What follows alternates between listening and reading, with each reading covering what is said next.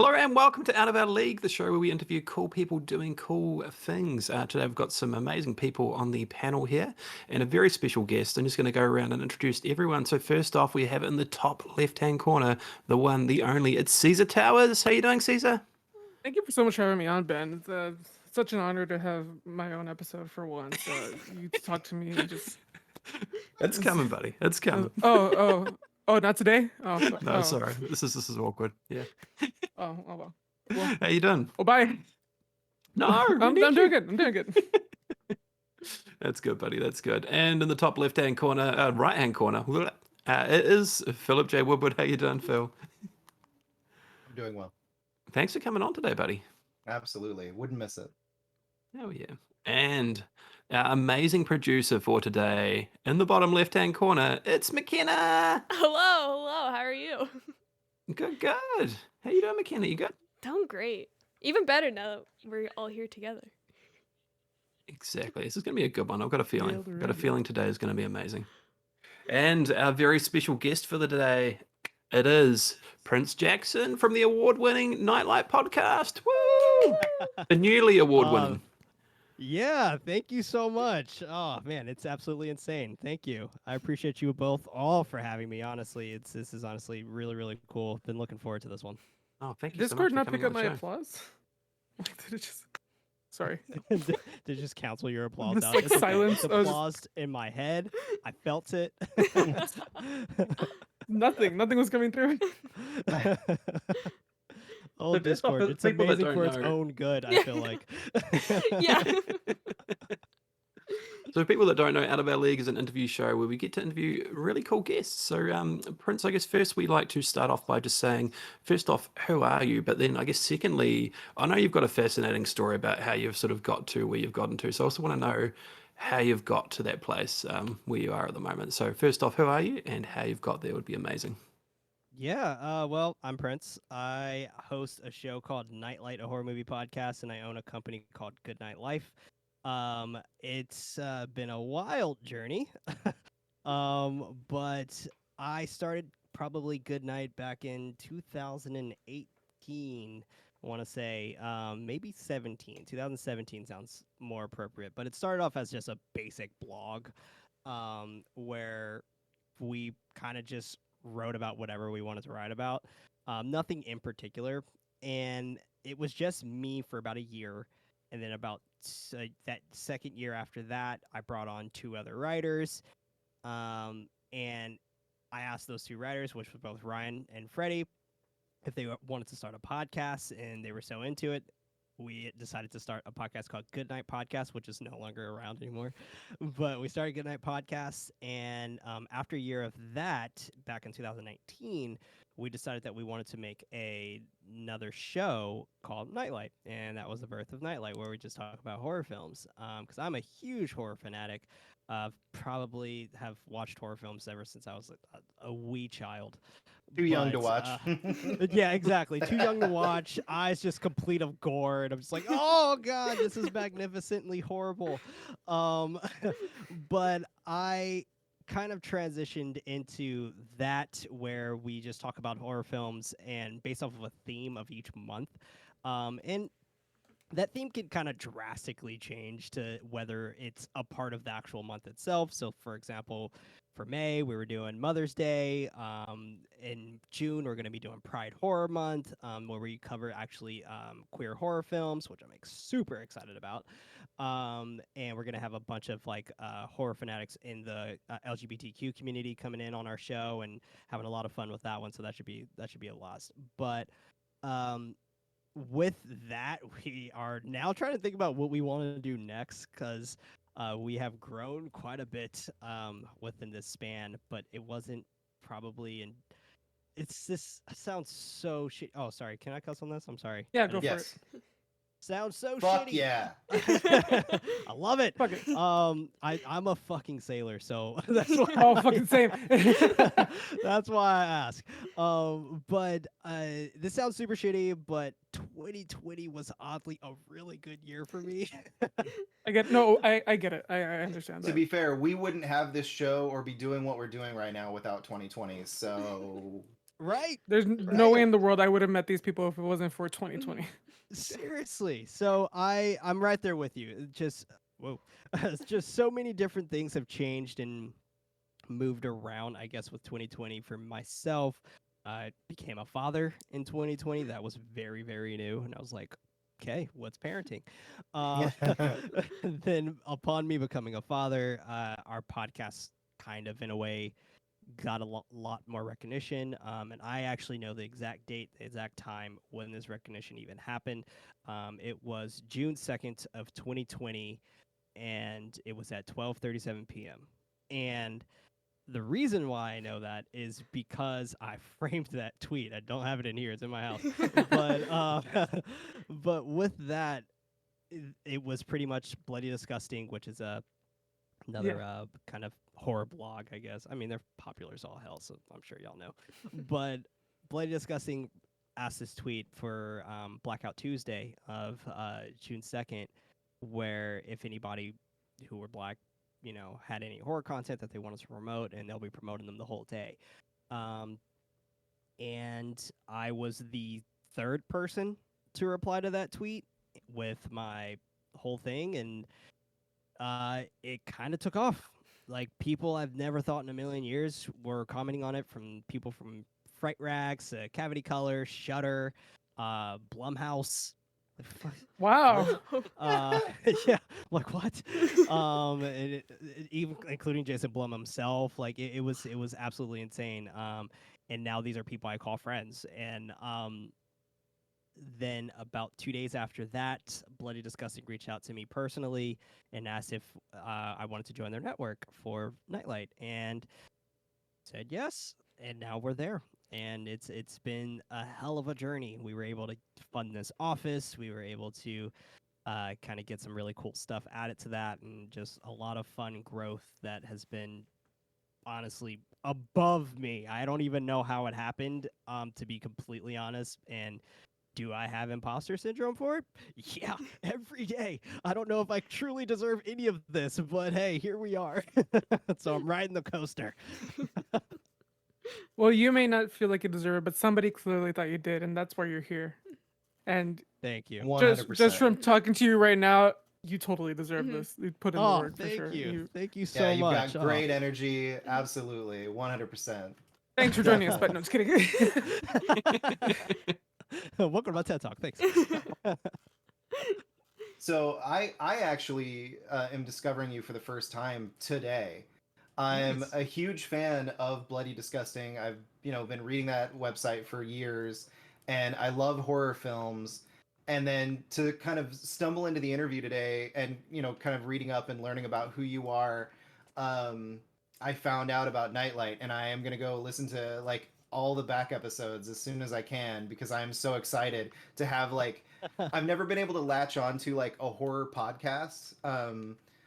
Like a crew that really got me excited. And just hearing you right now, like I am so excited to go delve into all this back content Oh, and that's see what you awesome. guys are all about, because it's one of my favorite things. It's one of my passions. I absolutely love horror. And so yeah, I'm excited to check you guys out and You're in for a Oh, see what's ride, that's going Phil. on. awesome. There's some great episodes too. Oh, thanks, man. Yeah, So good. it's a lot of fun. It is, and we do something very different from a lot of other horror film podcasts, because you'll see a different type of podcast that will do it where they kind of bash on a lot of horror films, sometimes in a good way. Sure. But for us, it's like strictly through kindness, and we understand that a lot of hard work goes into this. We do make it a point to say, like, okay, that was a bad choice, but we also liked this instead. So it's very much like killing the films with kindness, if we will. But it's a lot of fun being able to chat about a whole entire film. We do spoil the whole movie, so like it kind of is. We're breaking it down scene by scene and discussing scene by scene. So fair warning on that. But You're just selling me more. Yeah, I was gonna love it. say I'd rather listen to the podcast about a movie than watch the horror movie. That's fair. And that's Yeah. one of the reasons why we did it. You can either watch the movie ahead of time or watch it alongside, whatever you want to do. actually a colleague of mine, also a friend, a really good friend, named Drew. He comes to our studio as our live audience every Saturday. And when he's here, he actually watches the movie in silence alongside us while we're talking about scene by scene, and he Oh, loves doing it that Oh way. And wow. it's actually really fascinating how on par we are with the actual movie itself while pacing. he's Oh, watching. So that's it's almost cool. like a And watch along. pretty much, yeah, pretty much. So it's really, really cool to kind of see it counteract with each other, but it's a lot of fun. Like we do chat about a lot of pretty interesting films where we try our best to incorporate a lot of different type of horror films, because the podcast itself started as a way to have people branch out a little bit more out of the AAA style of horror films to where they can kind of be more apparent on, I guess, strictly for those horror films that are more deeper cuts and that aren't discussed too often, or maybe you remember it and you're just like, oh, holy shit, yeah, I totally want to revisit that again. Those are the types that we actually typically try to go towards. Like, I want to say our Pride of Horror Month are all deep cuts, except for maybe one, which is probably considered a deep cut, which is The Bride of Frankenstein. But how many people have actually seen a 1935 film, The Bride of Frankenstein, which has the most fantastic amount of lesbian horror inside of it? It's absolutely wonderful. But so yes, I can go on and on and on about horror, which I'm pretty sure we probably might this whole episode. Yeah, to be fair, I just watched Dump Here just recently. So the old Nice. 19, is it probably right around the same time, like Yeah, right around 1930s 30s. ish.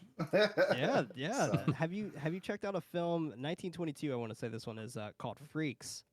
It's no. probably the Wait. most abhorrent. I don't even know how to really truly explain it. Um, it's about this circus that Yes, has. yes. Okay. It's where Perfect. the This Is Us, or like One of Us, comes from. Yes. Yes, Yes. 100%. I always Yes. reference that because most people think it's from The Simpsons. No, one of us. Yeah, yes, exactly. And I'm like, no, no, no, no. It's actually from a movie. Yes, yes, it is. It's a great Heck movie. yes. It is very interesting. In some ways, hard to watch. But 1922, Yeah, you never would have 100%. thunk it. No, especially watching it with the audio design and stuff like that. It's, how did they even do it as well as they Oh, did it back then? I don't know. Absolutely The way incredible stuff. it's quite terrifying, and the murder Yeah. scenes are also quite horrific in some ways as well. They make guns scary. Yeah. They make guns Um, scary. there's a bunch of stuff in old school film that I always find really interesting. 'Cause there's not a lot of like behind the scenes magic that you get to see for a lot of those older films anymore. But Yeah. like seeing a film where someone's arm gets popped off or something, and it goes from like a quick shot of the person to a cut to a dummy, and then the arm like popping off out of the socket or whatever. Like stuff like that is just so cool to me. It's Because great. go ahead. Oh no, I was just saying it's great. It's Yeah. fantastic. Yeah, I and just absolutely agree with you. you think about all the amazing tools we have today for doing special effects and things like that, and somebody can work out of their bedroom. But like back then, they literally just had the camera and their ideas on how to put these things together. So it's like, well, we can't actually cut his arm off. So how do we get his arm off in the scene? It's like, oh, what if we took a dummy and popped his arm out? Like, and some of that stuff was Flawless. used today still. It's just really cool. I love it. I think not a horror movie, but oh man, Christian Bale. American Psycho. No, it's the movie where he plays like a servant of the law and there's no emotion. Oh, Batman. Oh my god, this is gonna Not bug wrong. me. You're Yeah, not no, wrong. you're not wrong. But in that movie, Equilibrium. That's the movie. Yes. Oh, yeah, Okay. yeah. The Equilibrium. director used people that that like maybe didn't have a right arm or didn't have a leg, and like put prosthetic limbs on them so that he could Right. actually break them within the scene and use them as like a physical prop. Um, You gotta love like it. such a crazy idea. You gotta love it. Fede Alvarez did something similar to this, where he had a scene inside of Evil Dead, the remake, 2013, Great movie. where it's absolutely fantastic. Where he ended up taking the scene out and scrapping the scene, which he actually slightly used cuts of that scene inside of Don't Breathe, which I thought was also Oh. fantastic. Interesting. Yeah, super interesting. But it pretty much is. Her name was Mia in the movie, but where her leg gets sliced by some type of a knife slash machete Sure. thing. But for him, it just didn't make sense. He was just like, I don't know where I got this machete from. I just thought it was cool, so we filmed it. But so I was like, that sounds great. I mean, hey, he's a great guy. He's super fantastic to talk to as well. He's just a wealth of knowledge. I don't know if you guys have seen his new show called Calls. It's on No. Apple TV. Honestly, it's pretty much a visual podcast. And it's just about these phone calls where people are either calling the cops or they're calling their significant other and something's happening to them while they're calling them. Where there was one Oh, story wow. where she thought she was seeing her boyfriend, but it turns out that it was someone who looked like him, and then it switched around to where it seemed like he was seeing her, but yet they were in completely two different areas. And Mm. it is so good and so eerie and I'm getting goosebumps just even thinking about it because it's probably one of the coolest things I've seen in a very long time. And every story is insanely compelling. And he has a wealth of different actors on it. Pedro Pascal's in there. Like it's Wow. absolutely fantastic. The amount of people and talent that he has working on this, and they're beautiful. Like you don't have to watch the screen; you can just play it in the background. But he has like the little wavelengths and things like that playing for the calls, but the way he does it, it kind of looks like the old iTunes equalizer. It's just Yeah, like spiral. I'm Sure. looking at the trailer for it right now, and it's really fascinating. It Karen is Gillan's in this. Yes, Karen Gillan's in it. Yes, it is absolutely incredible. It is so incredibly well Ben done. Schwartz. It is absolutely insane. I would highly suggest it. If you don't have an Apple TV Plus like subscription or anything, definitely opt in for a free trial just so you can watch that because it's a really quick watch. About 8 to 10 episodes, 15 12 minutes each. Oh wow. I mean, everyone should be watching Ted Lasso as well at the same time anyway, so you should definitely get that 100%. subscription. Yeah. And Mythic Quest and the Surgeon. Oh, yes. Yeah, season 2. Woo! It's coming. Season 2. Oh my gosh. Can't Oh, wait. yeah, the trailer for that show Calls is very suspenseful. It's very. Yeah, I haven't invested in Apple TV yet. This is making me want to. So Oh, there's some really good content on there. Some real good Is it content. Defending Real good Jacob? content. That's a really good one too, actually. Yeah, it's Yeah, Chris Defending Evans. Jacob's on there as yeah, well. my wife watched that. Mm. That's a Thought it really was good really one. good.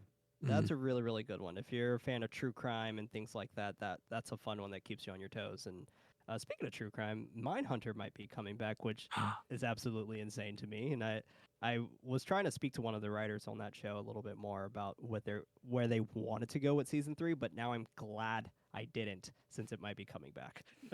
That's awesome. Yeah. Yeah, Yeah, because- Mindhunter was a really cool show. We were talking with Raul Coley not too long ago. Oh, great and guy. Yeah, he's amazing. But we were talking to him about like serial killers because he wants to play one someday.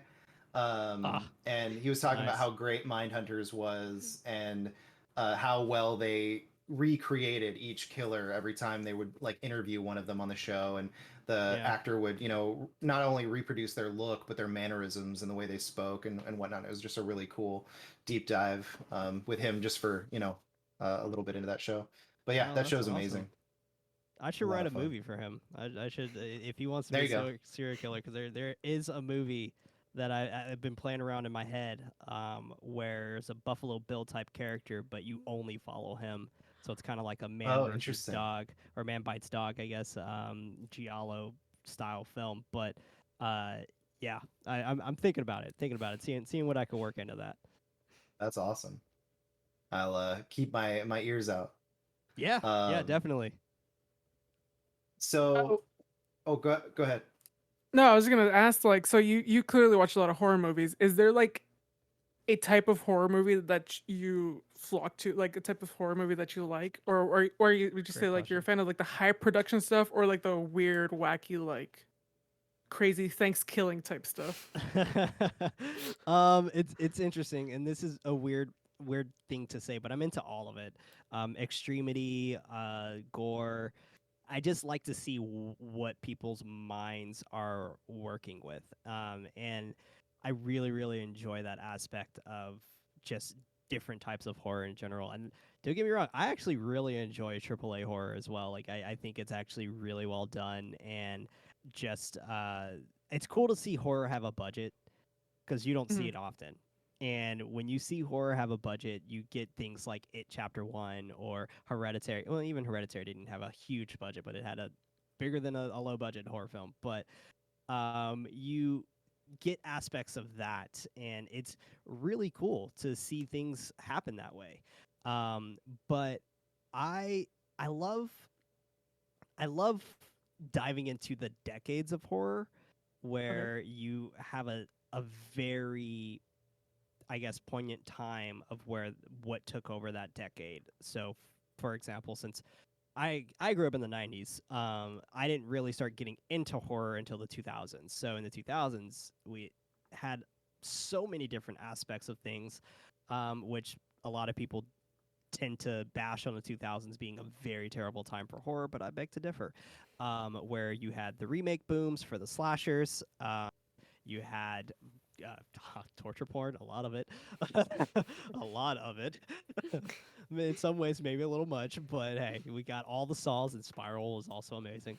But you got that, and then you also got like uh, the Eastern to Western Asian horror, where everything was just being remade for a Western audience for that was happening in the East. That they've made fantastic films like One Missed Call or The Grudge or The Ring and things like that, and we got to kind of be on the joy of that. But beyond all of that, you also had the French extremity scene that was happening in France that nobody knew what was going on because we didn't really have the internet. Well, we have the internet, but it wasn't like how it is now. Not everyone's talking about it and flocking to it. It was really hard to find unless you had like a Fangoria subscription or something like that. And Oh Fangoria wasn't even God. around at that time, but still, it's it's fascinating. But French extremity was probably the coolest time for me, where you had high tension and martyrs and all this whole other stuff that just kind of came out at that time. But then you had the Swedish vampire boom as well, which you got one of the best vampire films of all time, Let the Right One In, and it's a lot of things that I flock to that I really love. I could say what I don't flock to much that takes me a little bit of effort. Like I gotta Say like it. roll out of my bed for this one. Say it. But Put it out there. zombies. For me, zombies are just such a Ah. tired genre. And don't get me wrong, I actually, I really like that new zombie flick, Army of the Dead. I really enjoy it, and I like most of them. I like Train to Busan. I like uh, gosh, I love Night of the Living Dead. I love Shaun of the Dead. Like I actually really enjoy them. It's just for me, I feel Concept's like tired. there's not much to do with the zombie genre, and I really want to see something different with the zombie genre. Mhm. And the only thing that I've gotten that was different was the Crazies, and I haven't seen anything that different since then because the Crazies is just, and that was a remake. Yeah. That was 2010, and that was a remake of the other one, which didn't have any correlation to zombies at all. But the remake itself for me was just like, gosh, I absolutely love the Crazies, and just because it's such a different telling of a zombie story, and I think that's what I want. I want a different telling of a zombie story, but we'll see. That was literally the movie that popped into my head when you were talking about the remake kind of boom in the 2000s. Yeah, Like, yeah, it's one of those movies that I literally watch once a year. Um, so just good. because I enjoy that movie so much. Now, it might be some of the cast, but That's fair. it's That's also a fair. very good movie. That's fair. It's a But I, fantastic cast. I totally get what you mean about the zombie genre being tired and like tropey and just like nothing imaginative coming out of it. There every once in a while you get something like what was it, Fido? So Fido's fun. something like that. Yeah. Where it's like someone trying to do a different idea and it works in some ways but maybe not in others. But yeah, it's Kind of like definitely Warm hard. Bodies. Warm Bodies, yeah, that's another one. Yeah. Every once in a while you get, but that's like one in every like 30 zombie movies that come out every year. That is true. I mean, it's cool to see like how some people correlate zombies to moving fast or moving slow, Sure. and what's scary, what isn't. But I think for me, I really love. I love when they correlate both vampires and zombies and kind of mesh them into one, like something like 30 Days of Night, That's or yep. something like that, to where, or even I would even classify like gosh, I'm blanking out on it, but it's with Tilda Swinton and also Tom Middleston, um, Lover something, but I'm blanking out on the official name. But that movie even kind of felt sort of zombie-esque because the way that they treated blood was very much of as an addiction versus a thirst, and I thought that was very clever. So it's interesting. It's very interesting. But will I be watching like more zombie flicks? Yeah, absolutely. I'm gonna support horror no matter what. But But it's a even with struggle that to being watch it. said, it, It's it like, can be sometimes, yeah. sometimes. And like I said, I have fun with them. I really do enjoy them. It's just for me, I leave that feeling seen it kind of before though. Like, Yeah, they can be like very Bottom of the formulaic. list.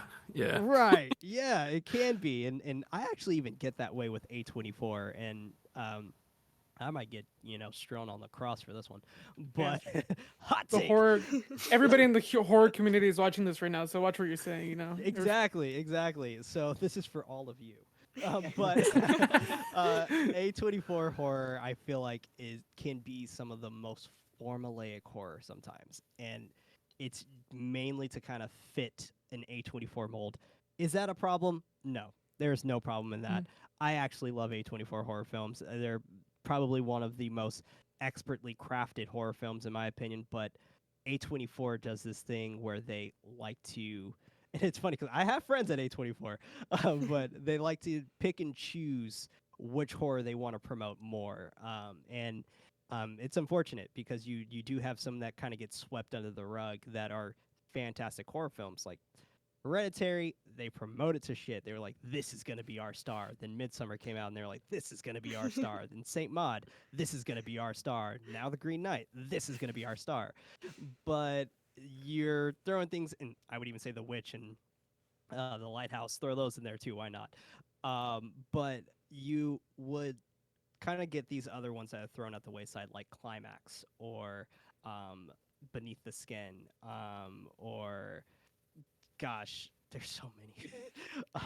In Fabrics, Yeah, it's just like I'm the on their list website can right go now, and there's on a and lot. on and on, and there's so many, and I would even say It Comes at Night. Like these are horror films that don't really get that A24 love that a lot of these other films do, and they do that with horror, and they do that honestly with even their genre, their drama line and things like that, which sucks. It really sucks. Like Last Black Man of San Francisco, 100% should have been promoted in the same Way more. Way more. way more, but in the same capacity that gosh, what was the other one that came out around the same time? I'm kind of blanking out.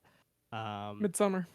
Oh, Midsummer did come around the same time, but it was actually kind of a similar story, but it was the one that was based in China. Mhm. I'm blanking out on the name, Um, but I don't know. it was the with souvenir. No. no, it was with gosh, I'm not the biggest fan of her, so I tend to forget her name, but I think her name's Aquafina. Is that her name? That sounds right. Oh, Aquafina. yes. Yes. Okay, you yes, know what yes, I'm talking yes. about. Yes. I can't remember the name of the movie, but it wasn't a bad movie. I like that movie, but they promoted that movie way more than they did The Last Black Man in San Francisco, and that was quite unfortunate to me. But we'll see. We'll see what else kind of comes down the pipeline. I mean, they're promoting the Green Knight to absolute hell, and I'm stoked for that. I love that. I'm very excited for the Green Knight. I think this is going to be a really, really great story and just very fun to watch. And also, thank you A24. I should say this and to preface. I, I I am being sent to see that movie from A24, so thank you A24. I appreciate you. But Thank yeah. you, A24, but We fix love your A24. formatting. God damn. So Thank you, but fix it. so real quick, the Tom Hiddleston film is Only Lovers Left Alive There it is. because it was gonna yes. bug me until I remembered, so I had to look Only it up. Lovers Left Alive. Yes, that's absolutely it. That was a great movie. And then the Aquafina movie is The Farewell. The Farewell. I was thinking of The Apology, but I was like, that's not right. Don't say that. You said China, and then you alluded to a female actress, and I was gonna say Scarlett Johansson, but You mean Ghost in the Shell? No.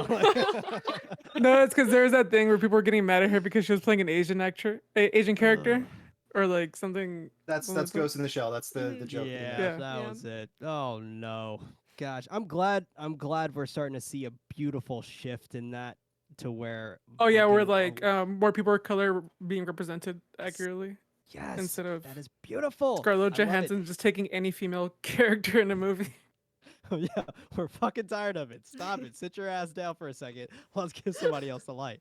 Yeah, it's beautiful seeing like all of this just kind of be shaped into just a whole different aspect of film and another way to tell different stories. I absolutely love that because you get that a lot with even particularly in horror where Doctor Sleep, for example, the main character being a black child, and that just automatically tells a different story of just so many different aspects of her being black, or even if you want to take it into Get Out or something like that. And it's super fascinating seeing stories that are driven that way and that are kind of taken to another level just by adding an extra sense of storytelling when it comes from someone who doesn't understand the shoes that they're fitting in. So it's really really cool just to see that aspect. And even if you don't truly deeply involve race into it, it still tells a different story because you don't understand what type of shoes they're in unless you are also in their shoes. So it's super fascinating. And Doctor Sleep being one of my favorite horror movies of all time, definitely I can gloat on and on and on about my That actress Flanagan. just absolutely killed it. I had to tweet her after I watched it the second time because She's man, fantastic. so good. Fantastic. Yeah.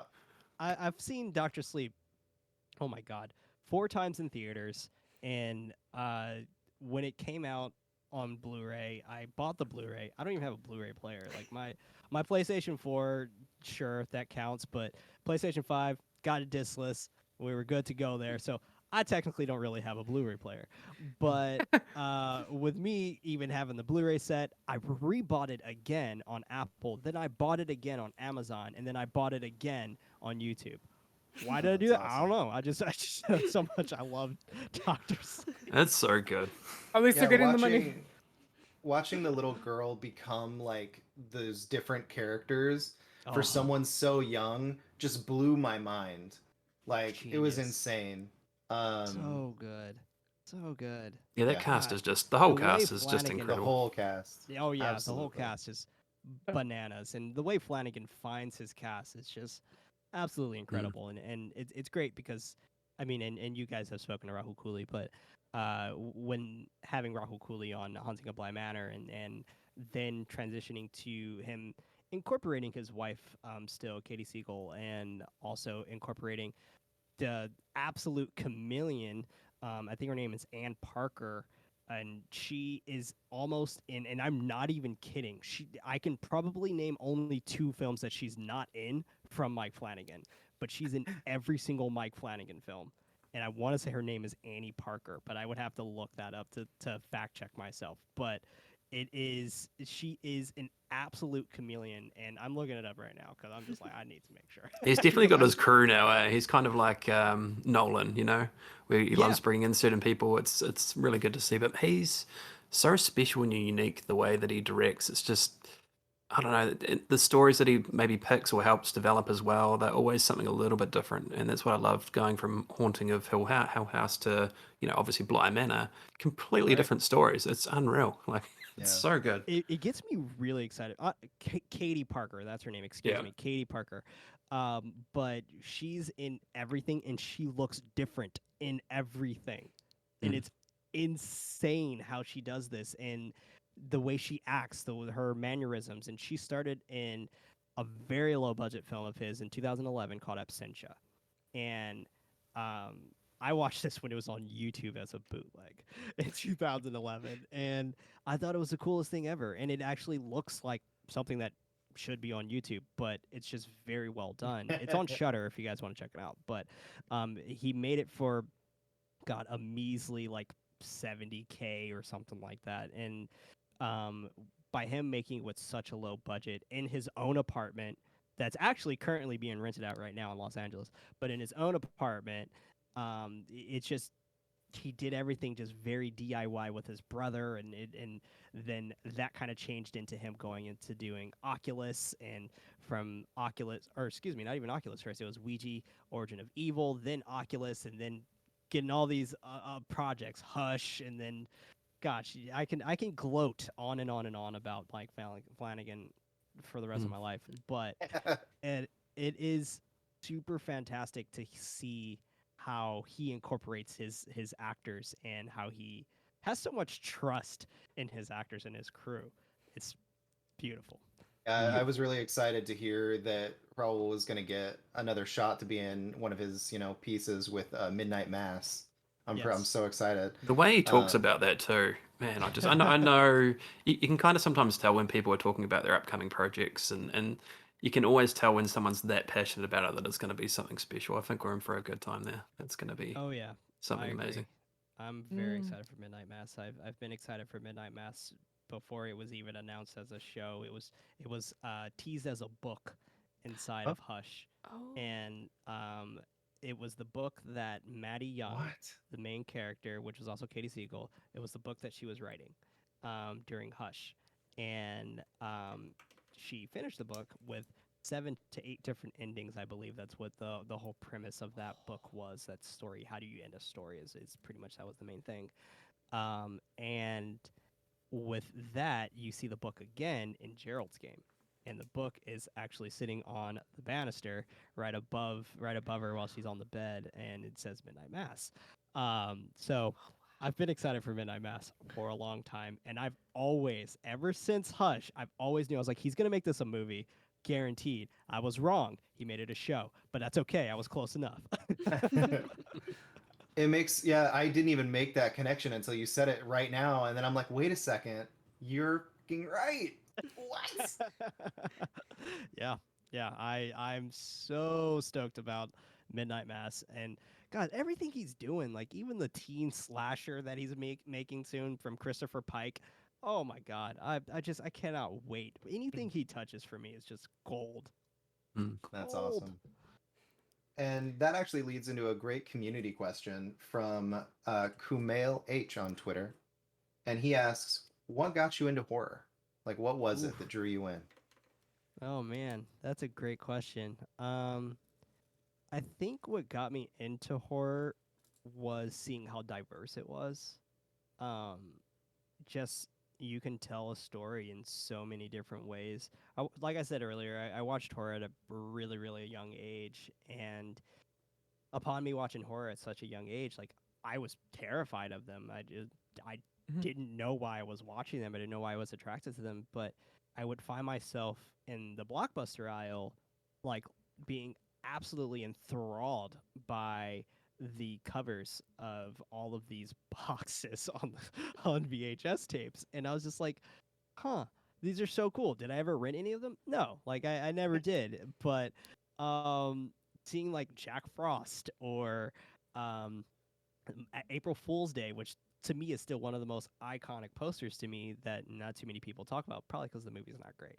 But her hair is a ponytail that makes a noose, and she has a knife on like hiding behind her back, and she's walking towards a crowd of people. But um, just seeing all those covers, it's always been something about that section. I would spend literally hours in there because my mom used to own a cafe that was right next door to a Blockbuster, and I would just go there, look at the covers.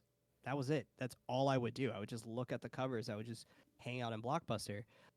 It got to a point where, because I didn't grow up in the best neighborhood, but it got to a point where like they would get robbed almost daily, and like my mom was just like, "Yeah, you're not gonna go over there anymore by yourself."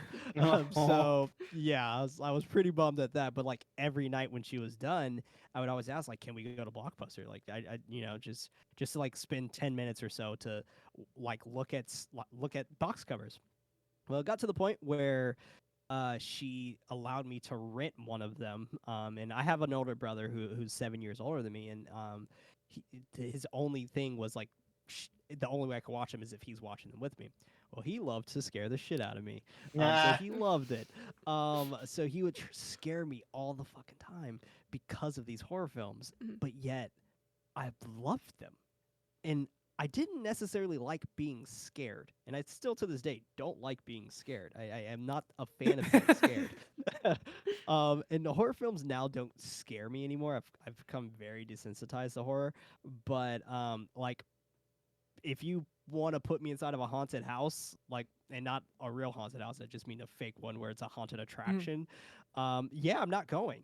Like, I don't like being scared. So that's that for me. It's a very interesting perspective, I guess, for me, like with like horror nights and stuff like that. Like, I don't like doing any of that kind of stuff. I like my horror to be, I guess, not truly felt. Like I don't like roller coasters or anything like that. And roller coasters are mainly that's a phobia of mine. It's just, yeah, fuck roller coasters. But roller coasters and water is like my main like no nos. But Sure. when I started really truly getting into horror was probably high school. Because I would I would get bootleg copies all the time, and it was the only way I can get horror that no one's ever heard of. So like it was how I've seen Trick or Treat back in 2007. It was how I was able to see Martyrs and High Tension and things like that. That was the only way I can do it. It was only and with Martyrs and High Tension, since they were bootleg copies, they didn't have subtitles, so I watched them in French, and I had no idea what they were talking about. But the horror, like everyone understands screaming and terror, and like you understand the story ultimately of what's going on just by these images that are showing on screen. So like for me, if those movies were just dead silent with no dialogue, I would understand 100% the whole story. Um, and it wasn't until college is when people really started trying to like dare me to watch certain horror films because I was so desensitized. And they would try to dare me to watch like pretty obscene things like Human Centipede at the time was the most obscene thing for them. So I watched it and I was like, that actually wasn't that bad. It was kind of funny. So I made them watch it and I locked the door. Uh, and we watched Human Centipede all together, but they also I've found some really cool gems about them just scouring the internet and the darkest places of the web to find these horror films. And I got this is where I got to see the Poughkeepsie tapes for the first time in college, and I got to see the Devils and Cannibal Holocaust and things like that. Like I saw all these films in college because I was dared to watch them, and we just would torrent them at the time. But gosh, you guys remember that torrenting? Wow, man, talk about Right. aging ourselves. But Get your BitTorrent tokens today. leeches everywhere. um, so when I would watch things like that, it for me, I was just like, wow, this opened my whole mind up to so much, so many different types of horror films that were out there at the time, and I was just like, I had no idea that like, especially movies from the 70s, like with the Devils, 1977, I believe that one came out, and it was so obscene and it honestly isn't even that bad. It's a beautiful movie. It's Ken Russell and it's more so blasphemy if you're Catholic or Christian or of some type of religious faith, but it is more so of that. When you would watch it, you're just like, wow, this is beautiful. Like every aspect is just shot beautifully. Like the acting is impeccable, and the feeling is there, and you really felt it. And then you would show me something like Cannibal Holocaust, and I'm just like, I mean, that wasn't that bad until years later I found out where it's just like, oh, cool, they used real animals to kill. Great, Oh. no more. Not watching that one. Ugh. Yeah, that that destroyed me when I found that out, and I was like, are you fucking kidding me? They used real animals. I would have been more appreciative if they just killed the humans. Like, not the animals. Please leave them. I They're am fine. so uncomfortable whenever I hear actual like death happen, Yeah. like that Lemmings thing from Disney. Yeah. Like, have you heard about this? Where like Yes, where they just they pop them off the cliff. there was this like old Disney movie where they said like lemmings are very suicidal and they will just jump off of a cliff and kill themselves. No, they pushed When them off they're the not. cliff. They push They- them off the they- cliff. It's like Milo and Otis that broke my heart. Growing up, that was like one of my favorite movies. Yeah.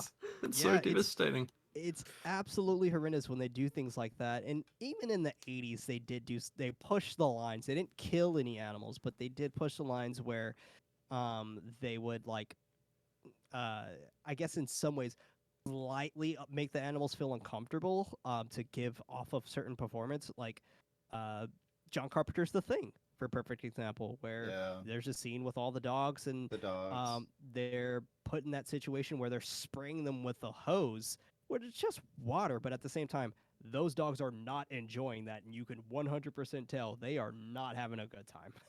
Yeah, They are I love not that having a good movie, time. but yeah, Me that too. scene is always a little hard. Anytime there's an animal, like you were just saying, being forced, like whenever I see a horse in a scene Yeah. and like they're doing some sort of stunt and you see that horse literally fall over, Fall. Yeah. like Horses are not ugh, supposed to fall. They no. are not too keen on lying on their bellies. It's really hard for them to get up, and a lot of them can break their legs trying to get back up too. Yeah, I mean, so it's stuff like that. Whenever you're doing something with an animal that it's not meant to be doing, those are always kind of hard to watch. yeah, Even if I it's not agree. even like a movie that should be that way. Like it could be the Right. like whatever nicest movie you've ever seen, but this one thing like happens to the horse, and I'm like, no, why? Why would you put the horse through all that stress? Yes, exactly. And But it's one of the reasons why I love Reanimator so much, because they use a very clearly fake puppet cat. And a lot of people complain about it, but I'm just like, I would much rather a fake cat than a real one going Yeah. through the things that it has to go through. Because the way Jeffrey Combs is swinging that cat around, I would not want that to happen to a real cat. Please don't use a real cat. It's one of the reasons why most of the films that I've been thinking about to write myself do not involve animals at all, because if anything, I I would don't like to know see. how to do that. I would like to see a movie where it like the way the camera and the editing is set up, like it'll show an animal and you think like something horrible is gonna happen to the animal, Yeah. and then like the serial killer just runs by, sees the dog, and he just pets the dog and he just keeps running. And he just it's like it's just nothing happens to the pet. It's Unexpected like be like, oh, and then that's it. Just run off. Nothing horrible happens. It's just like acknowledgement that the animal's cute, and then just keep going. Once again, Mike Another- Flanagan does great stuff with animals. Like he makes it seem like the animal's about to be put in this terrible situation, and they just come back. And I love it. I Yeah. love it. yeah, another one is Apocalypse Now, the scene with Yeah. like the water buffalo or whatever. Oh my god. I guess from what they say, like that was something that was already going to happen and it wasn't part of the film at all. They just decided to film it and put it in the movie. But still, like, oof, Yeah. It's just like Oof. that shouldn't be for anyone's entertainment. no. That's my whole thing, where it's just seeing animals get hurt or put in stressful situations shouldn't be for anyone's entertainment, for sure. Like that's just Yeah, because I that's mean, not, at least that's not fun. yeah, at least the actors have a choice. Like they make the Right. decision to put themselves through this, crazy whatever, whether it's like, getting covered in goop or like doing a crazy Right. stunt or, Yeah. whatever. Like they're choosing to do that. And then sometimes, if you even go back a little bit, sometimes they didn't. Where you Wow. had, gosh, like in The Shining, Stanley Kubrick didn't give much choices for, gosh, what's her name? I'm blanking out so hardcore. But in The I am Shining, too. Jack Nicholson wanted to perform that scene of breaking the door down, and she wasn't involved in that.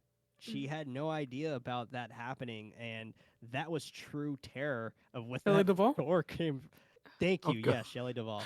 And when that door just came breaking down, like it's just she was so scared, and like the whole knife thing and things like that. She was doing that because she was like, I have no idea what to do. I'm just trying to now protect myself. Like you're just like, what the fuck? And he put her through those really horrible situations. But even if you go to William Friedkin, like my God, like he beautiful director, but at the same time, like in The Exorcist, God, like he put that poor little girl, Linda Blair, at the time, like just in terrible situations, a contraption to have her flip back and forth when she calls out to her mom. She's literally calling out to her mom because the machine's hurting her and it Oh. broke her spine. And Yeah. Oh. that's in the film. If you watch The Exorcist, you are watching a little kid's spine get broken when the mom in the movie gets thrown to the wall. She literally hits her head. That is still in the film. They kept that. So like and he would do things to bring out fear in people in such very interesting ways where he would want them to have a type of emotion where he would literally fire off a gun in the air just so he can get a jump scare, Reaction. a literal jump scare out of them. And it would just Jesus, like it's just Yeah. for some people. Yeah, it's that's just, messed up. that's far. Like that is really far, and a lot of people would say things about like Alfred Hitchcock and how he would do things, but it I think it came out very recently where one of the old actresses from the Birds came out was just like no, like if I didn't want to be in a room full of birds, he wouldn't let me be in a room full of birds. Like it was like maybe 3 birds max, and he computer generated other ones to well, not computer generated, but he would like copy other ones Comp to 'em be in in blue there with screen. her. Mm. Exactly. So like Yeah. she was comfortable in those situations where the whole myth was that she was in a phone booth with real birds and getting actually scratched and things like that. And she came out like maybe 2 years ago. She's like, no, that never happened. I totally trusted Hitchcock and his methods, and he never once made me feel like I was in danger or anything like that. And I was like, all right. I mean, I don't know if anyone's paying her to stay silent or what, but still, like that's what she said. So we're gonna take the actress's I word mean, for it. he's gone now, so why lie Right? about Why it? would you hide it? Yeah, why would you hide it? So it's interesting, kind of seeing how all that plays through, and I guess maneuvers its way down the spinal cords of horror in general, and just in that whole vein. And I appreciate you reminds bringing up me. that kind of stuff as well, just because I had no idea. I think we should tweet this week or last week about the Jeepers Creepers director, I believe it was, Oh with some my of that God! horrible Don't stuff even there. get me Started looking into started that, on and I this was guy. shocked. That was Wait, whoa, what? Yeah, yeah. so Victor Salva is missed a this. fucking disgusting pig. Mm. So I recently had a tweet that went viral, and rightfully so, I guess. But this tweet was calling out Victor Salva from Jeepers Creepers, because Jeepers Creepers all of a sudden was trending on Twitter, and everyone was praising this movie like crazy when I was going through it, and not one person mentioned how disgusting Victor Salva was. And I posted the tweet, not saying what he did, because I didn't want any trigger warnings on the thing. But trigger warning for everyone else listening.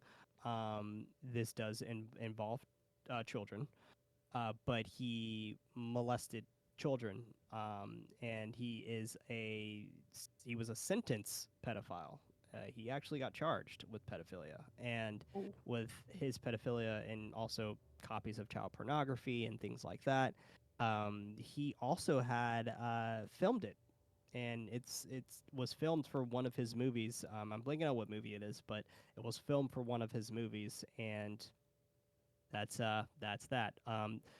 And it's interesting because he even makes jokes about it in Jeepers Creepers, and like there's a joke in there where they mentioned some girl who's totally a high school kid, but like it's very odd that it's just like that's not one of the things you would be like, oh, you remember that thing so long ago? It's funny now. And it's just like, no, still not funny. You're still disgusting, and Mm. yeah, you'll never be getting my support ever again. And what sucked about that tweet, that I tweeted out about a week or so ago was the people who stuck up for it and were just like, I don't care what he's done in the past, the movie still rules. And I'm just like, actually, it doesn't. Like, it's not like Yeah. if that doesn't change your view on that movie experience, something's wrong. I'm sorry, but It's also weird to see the people in because I'm looking at the tweet right now. yeah, It's also weird to see the people being like, "Oh, but the new movie has nothing to do with him," and it's like, but right. that's still like giving It's credit to like what the exactly. original movie is, or like what Yeah. his creation was. It's You just like, know, okay, well, who made Jeepers Creepers? And Idris Elva. Yeah, exactly. There yeah. would be no And it Jeepers says Creepers like 4 if it wasn't for Jeepers him. Creeper Reborn, and so it's Right. like if it's Reborn, people might want to go see the original one. And Right. I Exactly. actually So, just watched the original recently, and mhm. I remember enjoying it when I watched it in theaters and not knowing any of this information, Sure. um, and going back through and watching it, like it's not as good as I thought it was back when I saw it in theaters. It's not. It's not. Yeah, it's really not. Like when I watched it, I was like, because I watched it semi recently. Maybe by semi recently, this is like maybe 5 or 6 years ago, and I was just thinking, I was like, man, I remember really enjoying this, and this was just a cheesy creature slasher film, and it's not that great. Like so many other creature features have highly surpassed this, so I don't know, but it's interesting, kind of seeing how many people didn't give a shit from that tweet, and I was just like, uh, that sucks for everyone else, I guess. But I ended up muting it after it got to around like 2,000 likes or so. I was just like, okay, I'm gonna mute this now because now there's a lot more haters coming on this, and not even That's haters, really just a lot sad. more people who are just like promoting it and wanting to kind of feed off of that and then yeah, talking about me, and I'm just like, dude, what, where do you get off, Mm. just this is your station, it's ending here, like get out, cab's You know done. what? Speaking of talking about you, let's flip the script a little bit and go to a community question. sorry. This is from no, no. you're good. To You're be fair, 100% good. it is your episode. So whatever you end up talking about, that's up to you. Yeah, no, This I is actually like therapy really for me, I love it. I actually really like, the stance you have on that and the fact that you condemn that. But at the same time, we do have a great community question that ties in with talking about yourself. So we have Al, the Predator Tribesman. Hey. Um, he says, "Hi Prince, I love the work you do with Nightlight. It is my favorite horror podcast out there. Could you Thanks, speak Al. about the process of building the identity of the show and your podcasting voice over the years, and how much of that developed organically versus how much was in your original version for the show?" That's a great question. I'll start with the original version of the show because the way the show was crafted was very interesting. Because when we first started thinking about Nightlight and wanting to create Nightlight, we actually wrote, well, we, by we I mean me. I wrote the show possibly maybe 30 to 40 different times, and I had those kind of revisions, and then we chatted together and like talked about what did we like, what we didn't like, and then we had a pilot episode that is only available to our patrons on patreon.com/goodnightlife, but also night with a K. But with that, you had this mindset of now, okay, after the pilot episode, we had an actual live audience.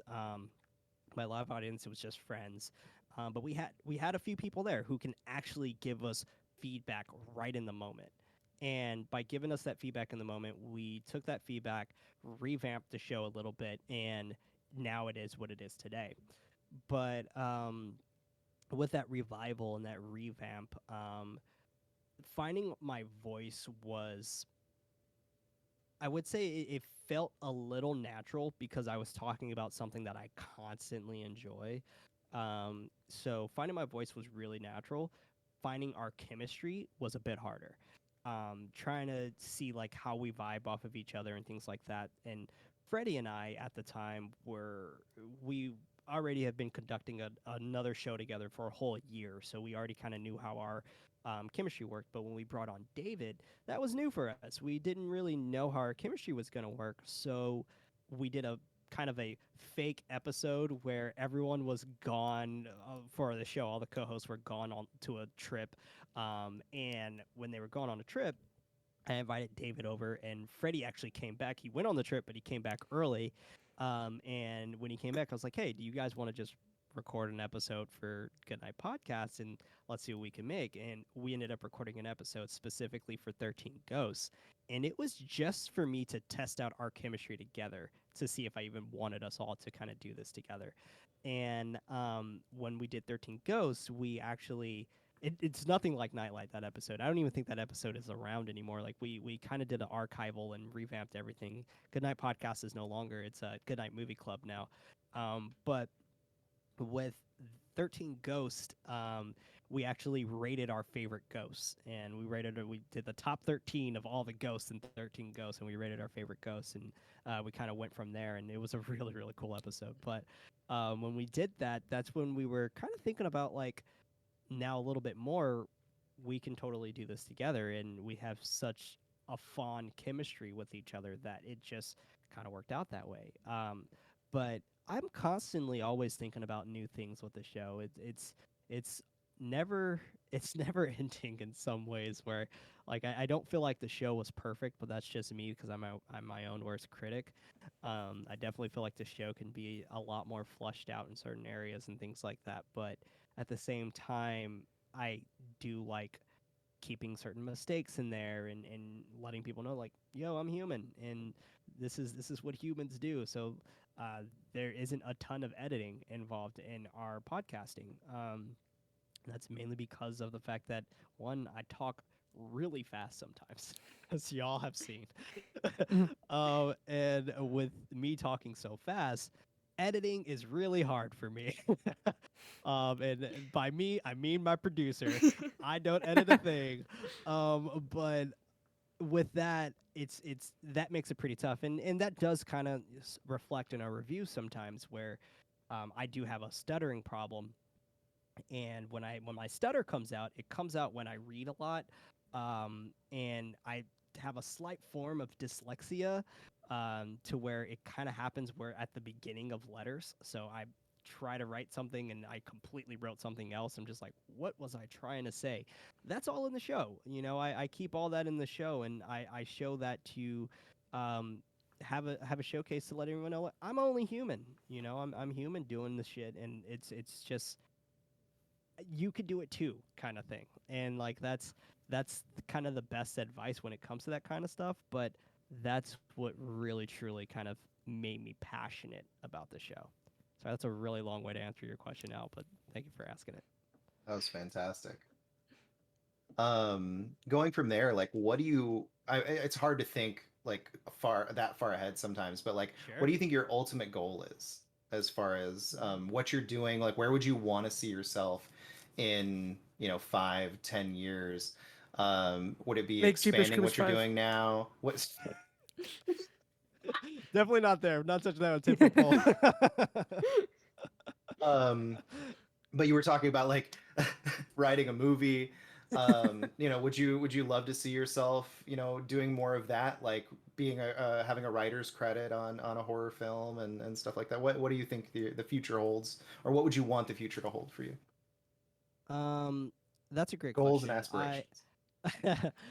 I every month I actually make a goal list, and I revisit that goal list to see with my main goal that I have for whether it be my business or myself, or even goals for my co-hosts and my coworkers, just to see, like, where do I want us to be. And I check that list quite faithfully, and I add micro goals in there to feel like I got some type of satisfaction when I don't reach the large goal, or it's taken too long to get to the large goal, or something like that.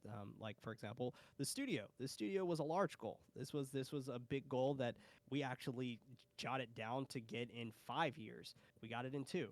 So it's things like that that has helped me kind of find those building blocks. But I think what really kind of designated the passion for the goals that I have set for myself is kind of having those micro goals, but one of the goals that I do see myself in is writing. I'm writing 4 horror films at the moment. Once we're off air, I can tell you a little bit more about that, but NDA. can't say it on air, but things are happening. That's all I can say. But just I would say in the next months or so, just stay close to your computer. That's all I gotta say. But Be on the lookout for A24's Twitter account in the next. take over. I and did then follow I'm you on fired. Twitter, so I did follow you Oh, on thank Twitter, you. so I'm excited.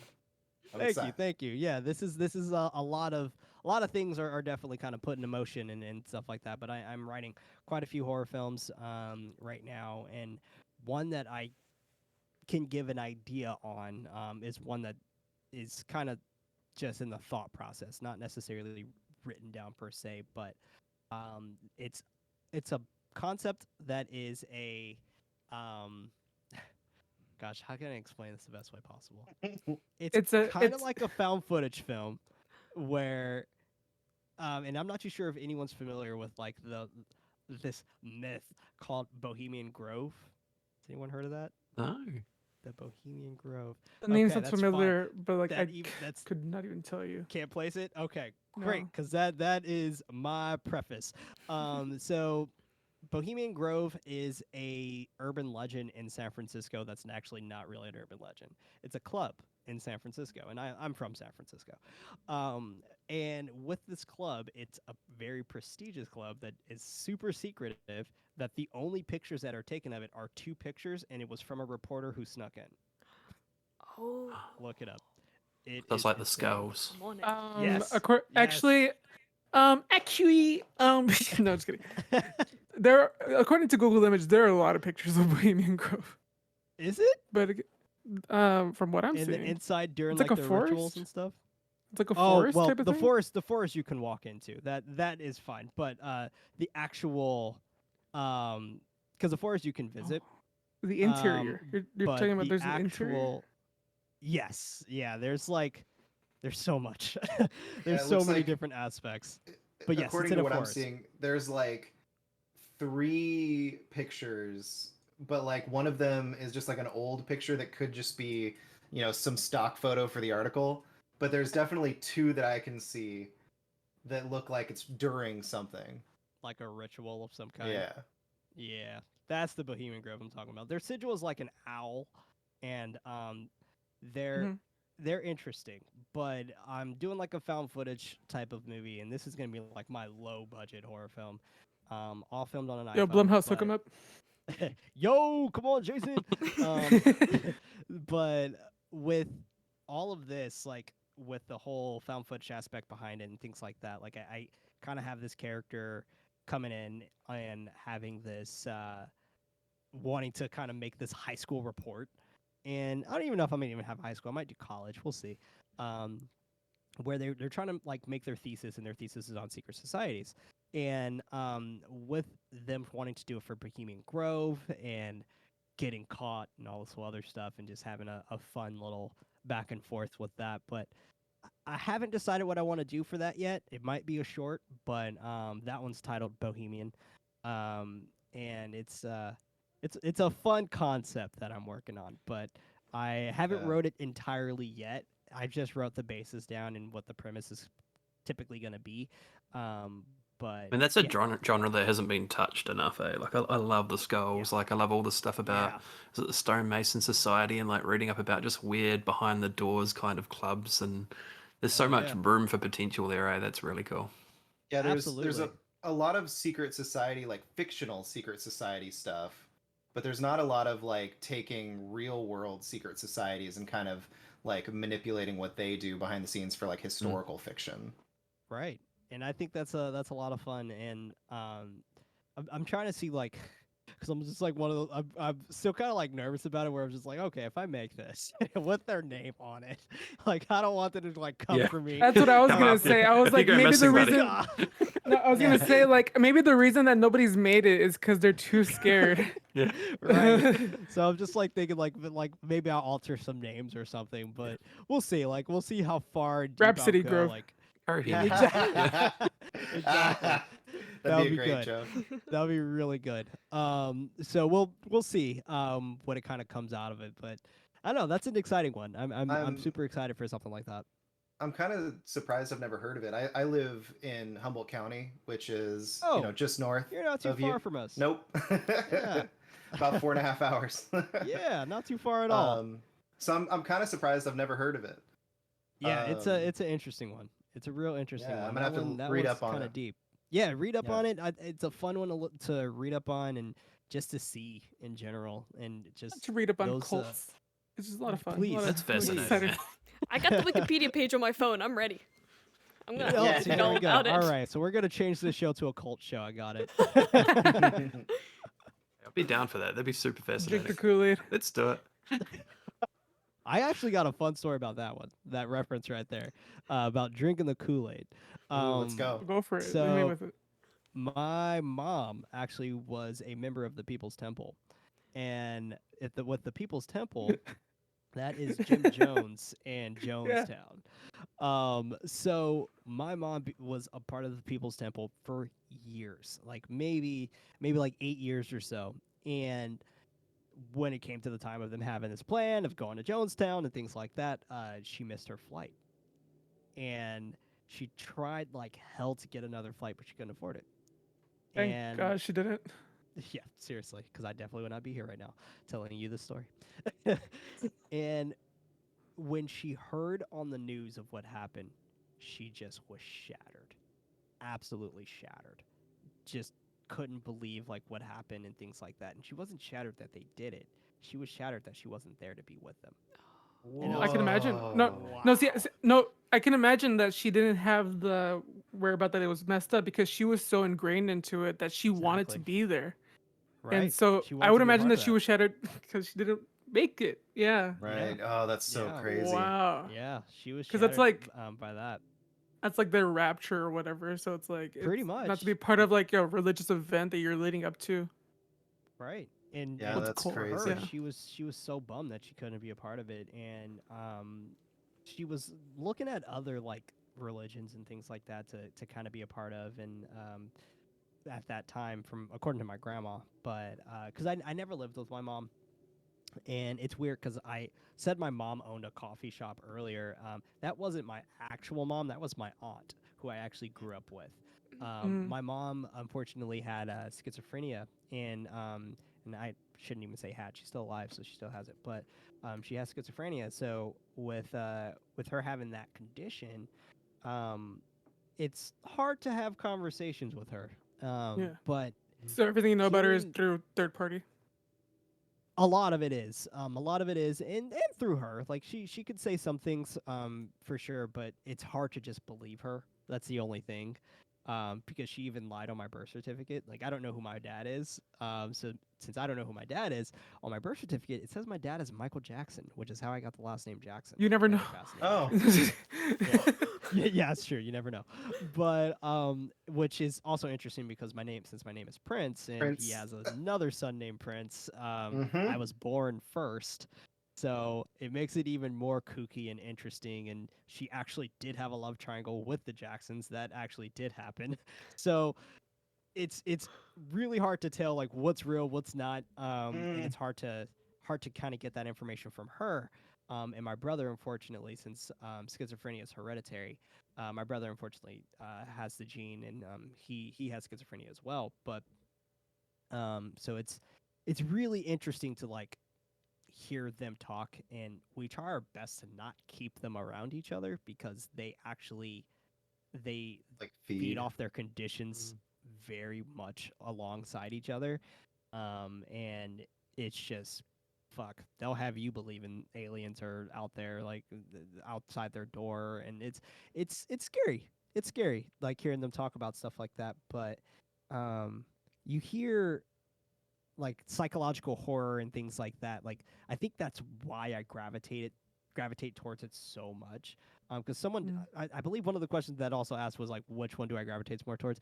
I do gravitate towards psychological horror more, to kind of re-answer that question. But it's mainly because of the psychological aspects that have happened throughout my life. I feel like, and I find it fascinating. I find it super fascinating. Like Daniel Isn't Real is one of my favorite horror films as well, which is about another person who has schizophrenia as well, and the way they deal with schizophrenia in that movie is very intriguing and just very fascinating. And also Jacob's Ladder with PTSD and schizophrenia and hallucinations and so on and so forth. So it's fascinating. It's absolutely fascinating, and we actually held a whole month for it was Mental Illness Awareness Month, and we held a whole month where we showed psychological horror films. And I think we did talk about Jacob's Ladder and Daniel Isn't Real in there and stuff like that. But a lot of cool months that popped up with those. That's for sure.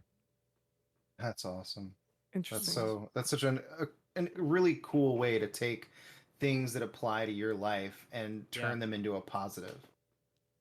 Yeah, absolutely. It's not easy. It's not easy, No. but it I is bet. something that has helped me cope a lot. Yeah. And horror has been the ultimate catharsis for me, which is so interesting to say because it's just like, wow, how can you find horror cathartic? Well, how much time you got? But it's it is a very catharsis medium, and one terminology I really hate that is used very frequently and it grinds my gears is this whole aspect of elevated horror, and that being the new concept starting with Get Out and Hereditary and Midsommar and The Witch and things like that, where it's just like, that's not elevated. And if you use the terminology elevated, you kind of are making it seem like the other horror films that came out before that aren't. Art, When yeah. if there if it wasn't for, That they're I lesser don't than. know, Mary Shelley's Frankenstein, there would be no Star Wars. There would be no Exorcist. There would be none of this without Mary Shelley. And Sorry, I like the idea that Star Wars is a horror franchise now. Like yeah. it just something about that really tickled me. I don't know. Have You you know what's seen Jar Jar? No. you know what's funny? I actually am writing a horror Star Wars film as well. It's 100% Oh. will probably never in a million years get made, but I could tell you the premise of it if you guys are interested. But it's it's interesting because like when people use that terminology of elevated horror, it's just like, well, you're bashing and talking shit on other horror films that are 100% extremely smart films, yet all of a sudden, just because of the 90s or the 80s, you're kind of bashing horror films based off of that only, because that's all you truly know from horror when it has so many other layers to it. Like, have you not seen Suspiria? A lot of people haven't, and that's completely fine. But watch Suspiria. Watch Suspiria. But it's things like that that you definitely do kind of grasp on a little bit more, and it's intriguing. It's really intriguing. Nice. Now, McKenna, I very believe cool. you had a question for our guest today. Ew. Okay. What is your favorite part of content creation? Ooh, man. I think it's the creation part. I Mhm. love creating. Like creating new things is just really, really cool to me, and I love watching something grow, and I love helping something grow. Which is why I'm so stoked being a dad. It's like my ultimate content creator. But It's a Ultimate great piece way of to look at content it. right there. yeah, exactly, prime time. But when I see things like something new that pops into my head, and how can I decide to create that, like that is my favorite part. I love being able to build upon that and to express myself through that particular piece of content, and how I could really show how personal I am when it comes to that content. Because I do kind of put myself out there quite a bit when it comes to the content that I promote and that I push out. Like I'm very open on Nightlight, a horror movie podcast, and like I talk about my phobias, I talk about my life struggles, and I talk about my own mental illnesses and things like that. So that's my favorite part, being able to create content that people vibe with and that people love and want to see and can relate to. And that's something that I really, really enjoy. And I don't try to make content for everyone. I In the beginning I did. I really tried to make content for everyone and be this all around Renaissance man and that doesn't work. You want to focus on who you appeal to and who you want to appeal to, and that for me made it tremendously easier to where I can create content that I know a set group of people are going to be able to see themselves in, and I love it. I love being able to talk to people who feel comfortable around me to share those things or who want to express themselves as well. And when I do add things on the show where we have guests or anything like that, it's interesting to see their takes on a whole bunch of things. Like recently, we had an interview with Chelsea Rebecca from Dead Meat Podcast, and hearing her talk about horror is just so inspirational and so fascinating because of her background, and where she grew up in Michigan and moving to Los Angeles, and seeing how that kind of flows with her and how she visualizes horror. Like it's really really cool, and I think that's my favorite part: connecting and creating. Like I absolutely love that about content creation. And there's so many avenues out there. Like you can reach out to so many people, and I've only met a handful of people who are just like not willing to help in some type of aspect of your content creation or anything like that. But that has only happened a kind of just a handful times, and it's really cool seeing like myself in certain places to reach out a hand for somebody else. Like I love being able to be that person to help someone else kind of get in a position that I'm in, or go past the position that I'm in. Like that's to me that's really cool, and there's room for everybody. Like there's room for everybody here, and I don't want anyone to think that like, oh, I'm better than you because my podcast gets 10,000 to 15,000 listeners a month and things like that. And it's just like, no, that's not it. Your podcast can do the exact same numbers, if not better, and we can totally still be really really cool and really good friends. Like it's no reason for you to feel like you're at a loss because you're starting at a certain point. And for me, I just really enjoy to watch the growth, and it's something that is really really cool to see. And like I said, that when I have those micro goals and things like that, like that's where I really find the passion, because it's just like, man, I want to get to 50 listeners. And that was my goal when I first started podcasting. I was like, I want to get to 50 listeners in a month. Cool, was able to make that. Sweet. And during the process of our micro goal, we stayed at for Nightlight, a horror movie podcast, at 50 for a long time. For, well, I wouldn't say a long time, for about 6 months or so. And we were like scaling 50 to 80 listeners, and our next goal was 100 listeners, and the by like June, I think is what it was. And then June hit.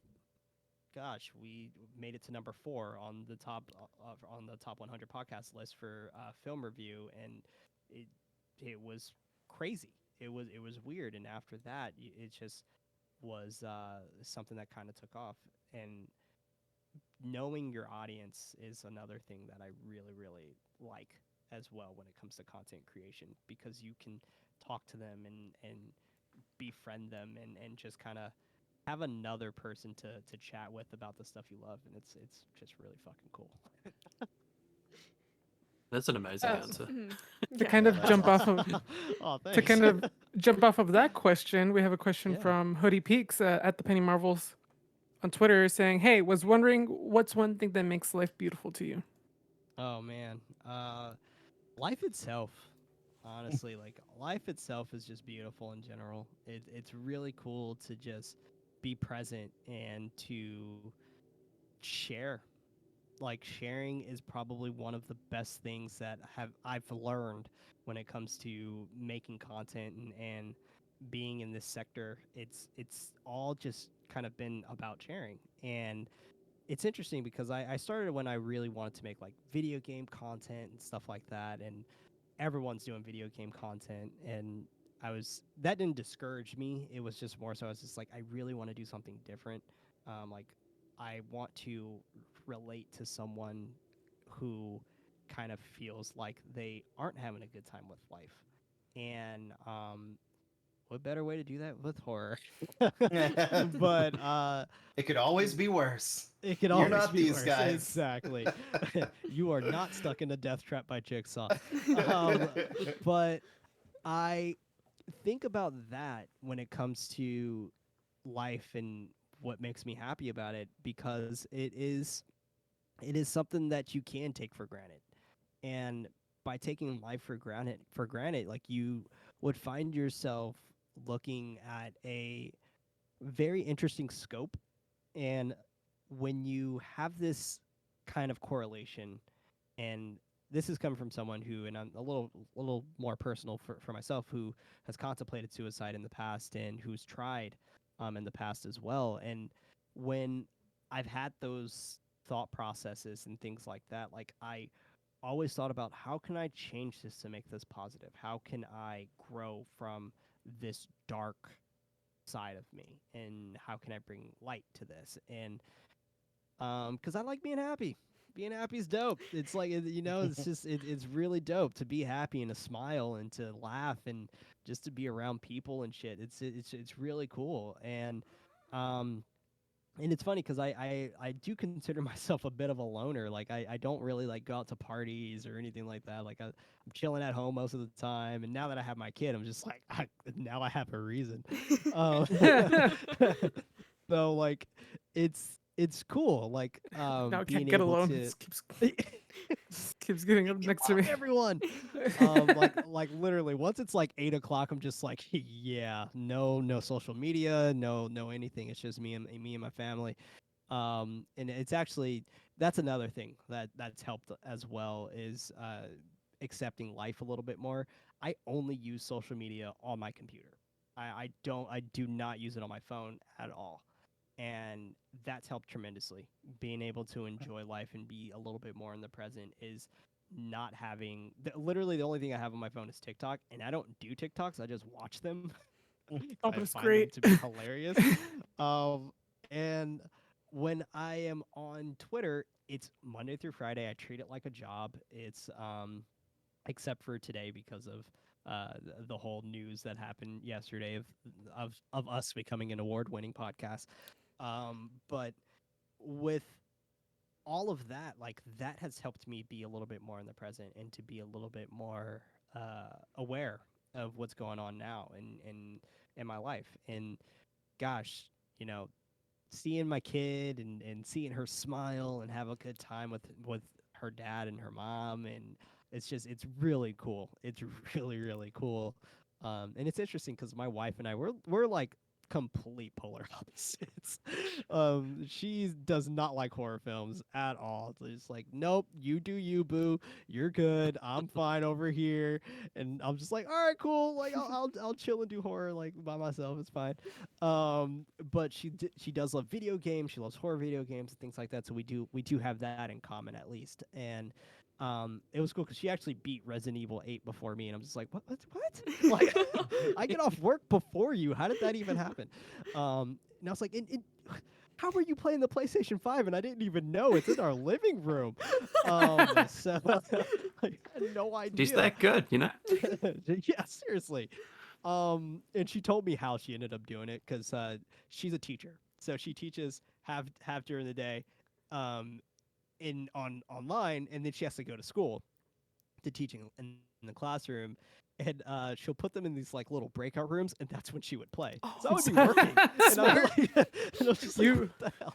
That's You amazing. better hope that the Finessed principal it. doesn't hear this. The better. I know, You don't right? you don't Yeah, accidentally stream the game to the seriously. to the other screen. Yeah. You're like, oh, no. Hey, I don't mention my wife's name on any of my content for that matter, because Fair enough. her kids may listen to our content or anything like that. So, her name's never mentioned. But and that's one of the reasons why I don't really say my last name on our content either. But whatever. But that whole aspect of enjoying life has come from, honestly, getting rid of more things in your life, and whether that's physical or media or something that is maybe a toxic person in your life or something like that, like, that has brought me to a better point in my life. And the toxic person thing is harder. That is really hard, but it's something that I've even had to talk to a few of my co-hosts about, and some people that would be bringing them down and making them miss like episodes, and maybe they were in a bad time and things like that. And um, it a lo- the best advice I can give: allow yourself to be happy. Allow yourself to be happy. If you don't allow yourself to be happy, it it's not going to come.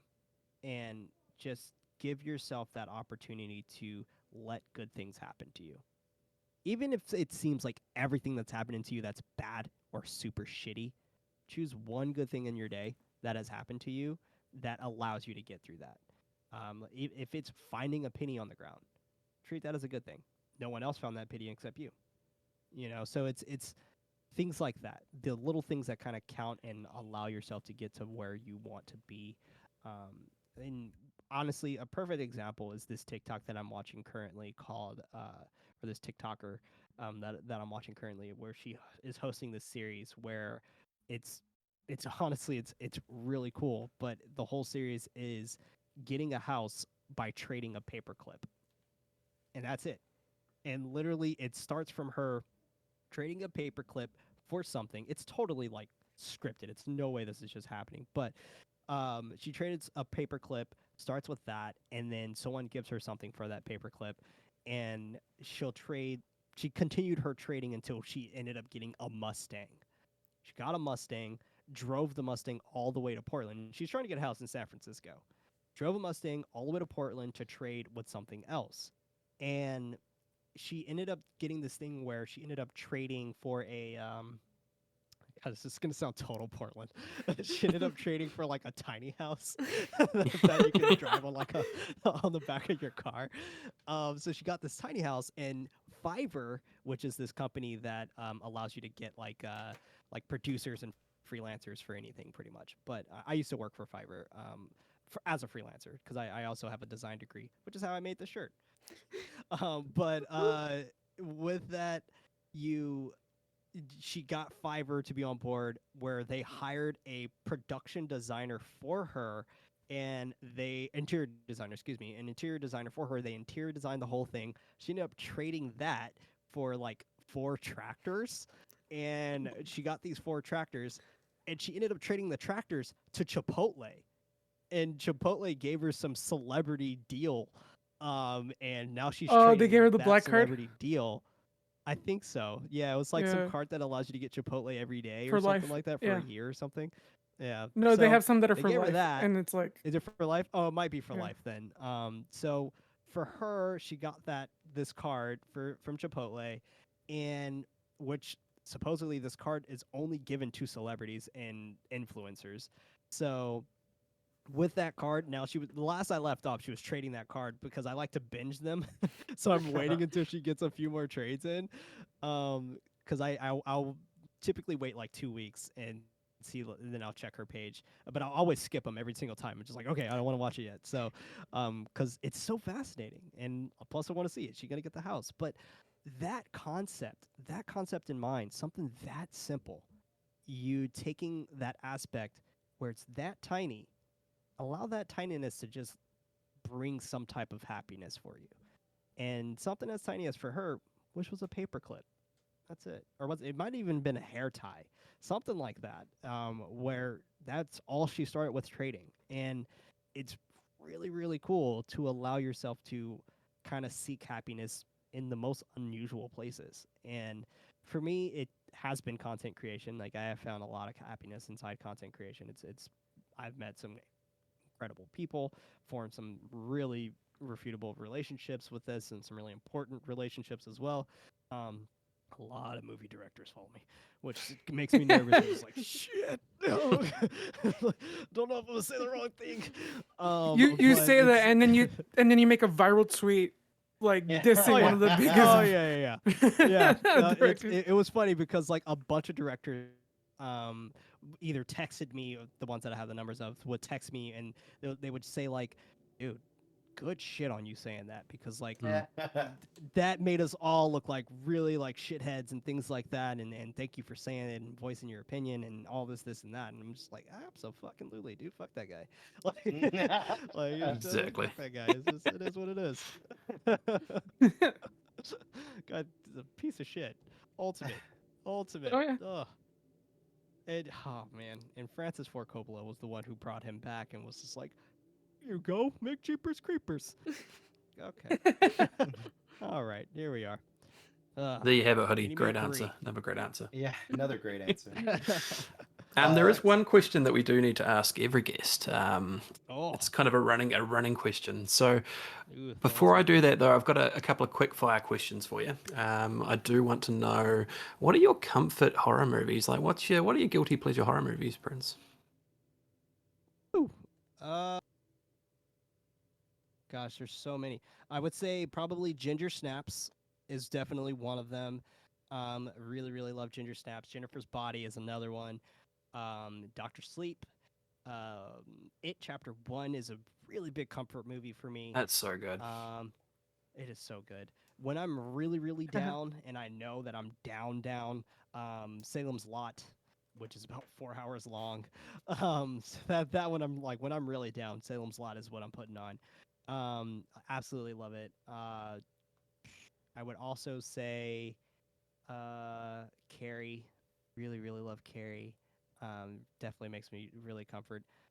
Also, the Six-Sided Me, Saw 1. Yeah. And also Hostel Part 2. Those are my comforts. I haven't seen that one. It's weird to say. I say more people should give Hostel Part 2 a little bit more love because it is super feminine driven, and on top of it being feminine driven, it is also a very interesting take on capitalism. It's super fascinating. It's really fascinating. So It's definitely I think hard. Eli Roth did a great job in there. It's definitely Oh, hard to super think hard to watch.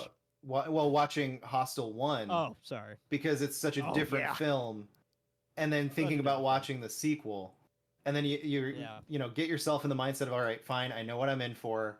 Let's put it on, and then yeah, like you just said, it is also really hard to watch. But I absolutely agree with you that the message in that movie is so much better than the first one. It is. It is so much better, and it's clearer too than in the first one. Because in the Yeah. first one, it was also right off the heels of September 11th.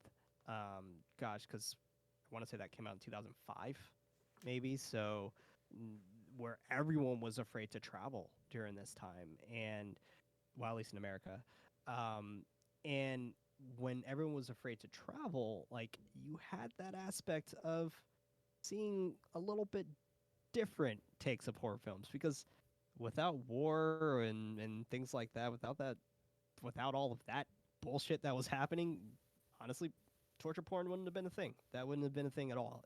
These were films that were crafted in such interesting ways that kind of make people shake at their boots, but at the same time, some of them have fantastic messages, like Saw, for a perfect example. And Saw is pretty much Care Bears for horror films. Like that movie is all about caring and caring about yourself. That is literally it. That's the basis of Saw. It's just like you don't care about yourself, cool. Let's go ahead and remove you from the earth so someone else can actually take your place here. And that's the concept. It's just the fact that I just compared Saw to the Care Bears is amazing. That should be That's the crossover we need. You know? Exactly. I'm making that tweet. Don't beat me to it. The other quick fire question I had was just around. Obviously, you're both into gaming, you and your wife. What kind of horror games would you suggest for people looking at getting into that? Like, what are some of your favorites? I would suggest Layers of Fear. I think that is just a great starter horror game. It's not too much. It is bloody and there are jump scares, but it is such an interesting way to incorporate psychological horror and game mechanics as well, where if something is playing backwards, well, try walking around the room the opposite direction to play it forward. And like that mindset is really incredible. And it's just a really fascinating game, and I like Layers of Fear 1 more than Layers of Fear 2. But I would also say I don't even know if you can really consider this a platformer, but in some ways I do. Little Nightmares, Mhm. which is Oh, I also need to get to another that. really great Yeah. way. Oh, it's so much fun. I hear So the much sequel fun. was incredible. Wow. Oh, the sequel. Oh, so good. So good. So eerie. Got some Slenderman-esque characters in there. That's fun. But it's things like that. I would also say not game related, but creepypastas. Creepypastas has really cool video game stories or video game inspired stories. Like one is called Ben. Um, which I can relate to hi that. Ben. Hi Ben, which is based off of Majora's Mask.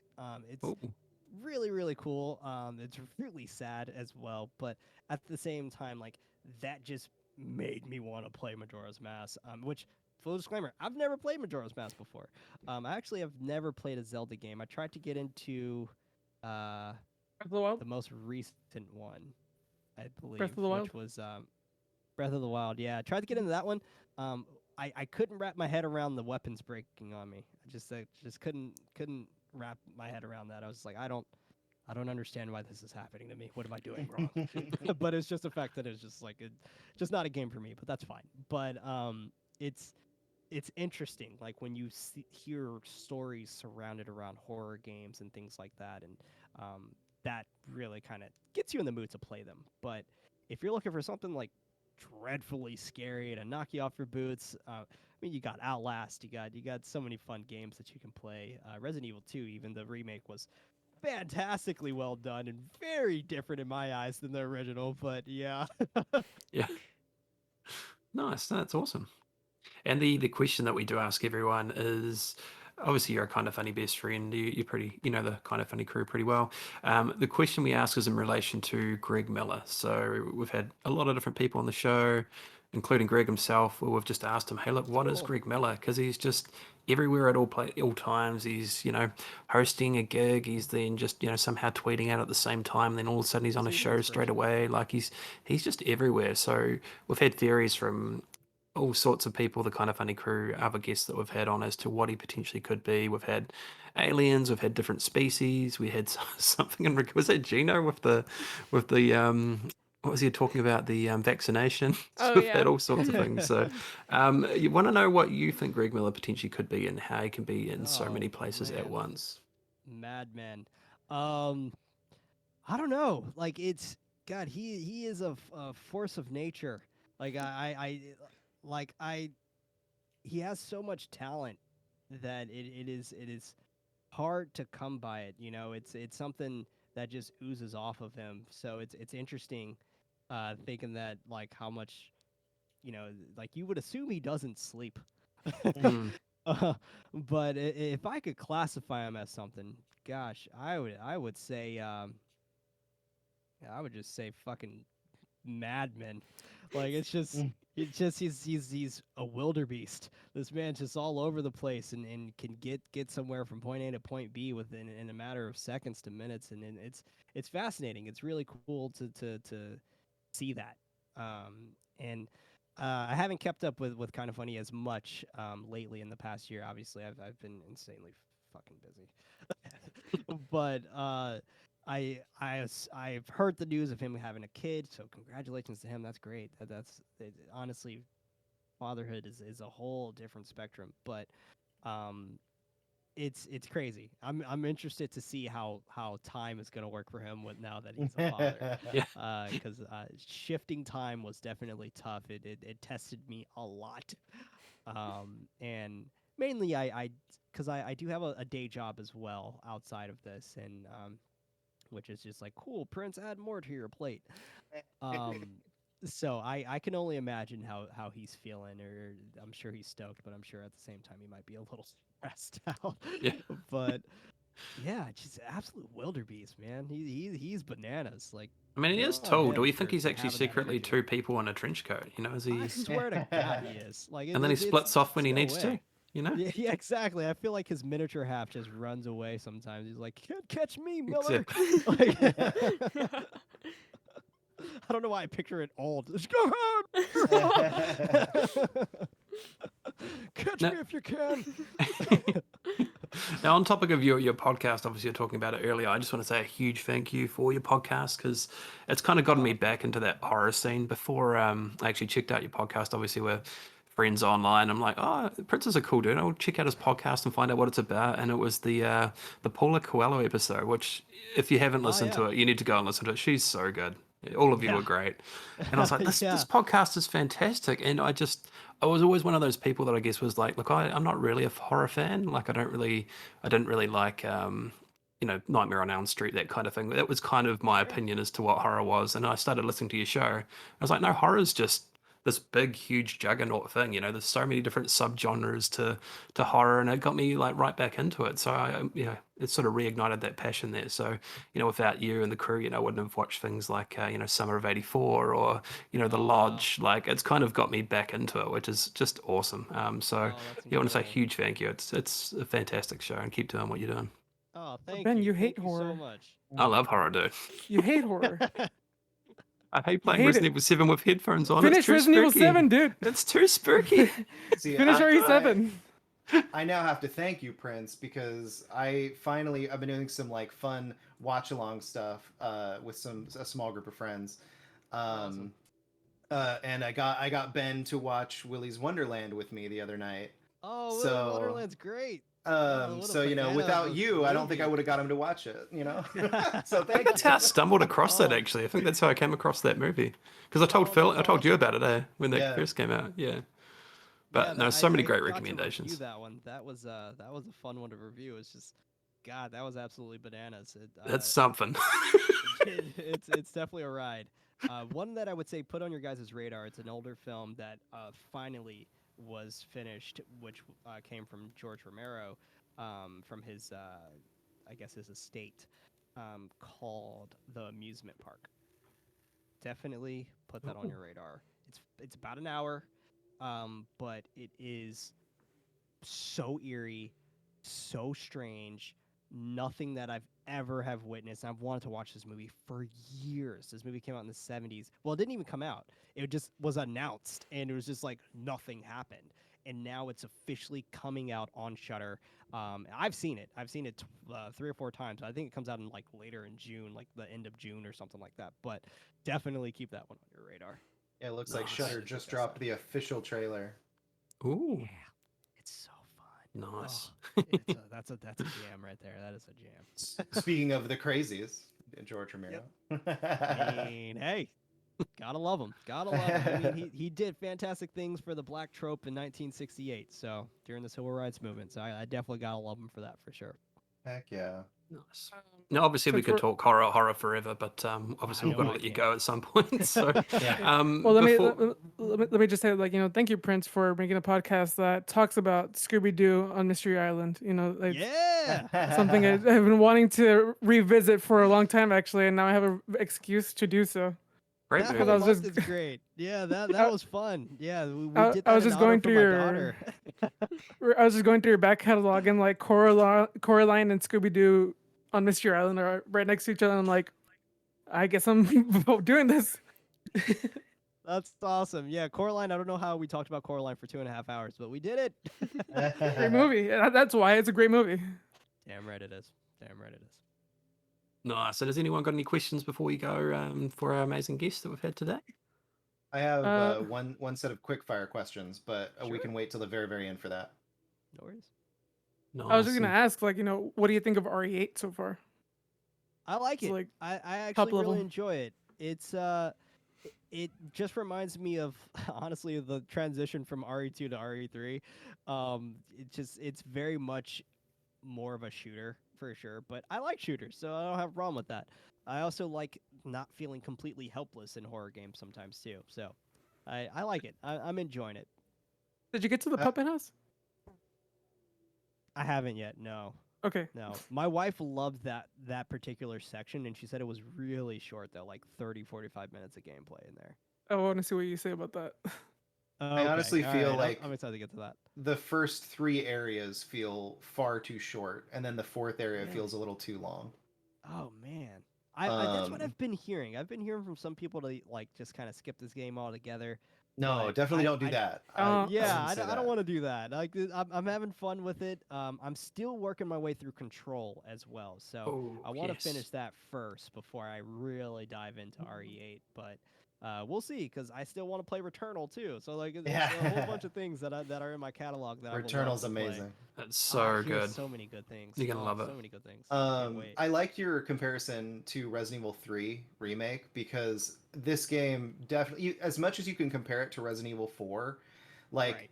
once you beat it, there's something that happens that is just straight out of Resident Evil 3 remake.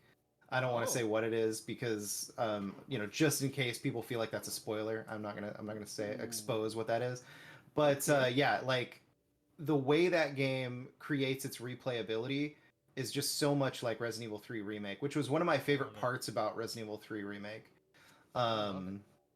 But anyway, I think was it you and me, Phil, were saying like Returnal was kind of like more coherent, like Kojima mixed with like Stargate and Alien. Like it's Yep. such a great combo. It's amazing. Oh God, don't even get me started. Oh, yeah, that's don't so forget good. great. don't forget Edge of Tomorrow. Live Oh Die. yeah, definitely. Ooh. It's Gotta so throw good. that in there. So I'm loving good. it. I've been staying away from as much stuff as possible. All that I know so far from Returnal is the first trailer that shown like maybe a year or two ago. That's it. Oh, That's all I perfect. know. That's what you want. So Yeah. so I definitely am going in slightly blind in this one. I have no idea what to expect. Nice, that's That's the awesome. way to do it.